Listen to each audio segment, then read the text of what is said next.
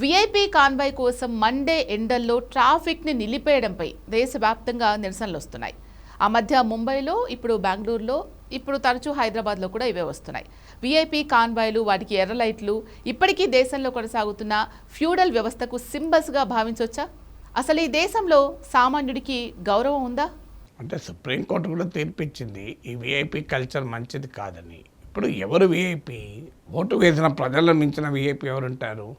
ప్రజల ఓట్లతో గెలిచిన వారేమో వీఐపీ, ఓట్లు వేసిన ప్రజలేమో ఏఐపీ అవుతారు. అందువల్ల మీకు సెక్యూరిటీ ఎంత అవసరమో ఆ మేరకు వీఐపీలు భద్రత కల్పించితే తప్పలేదు.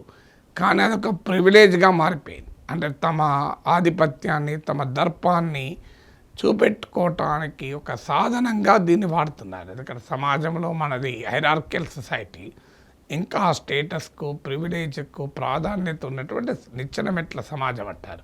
సో ఈ హైరార్కియల్ సొసైటీకి ఉండేటువంటి క్యారెక్టర్ ఏంటంటే పవర్ను ప్రివిలేజ్గా భావిస్తారు.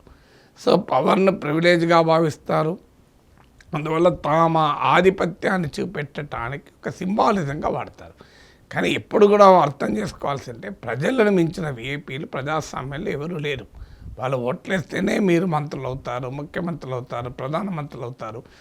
మీరు వాళ్ళ మీద స్వారీ చేయడం అనేది కరెక్ట్ కాదు. మీరు ప్రభువులు కాదు, మీరు ప్రజలే ప్రభువులు వాస్తవానికి.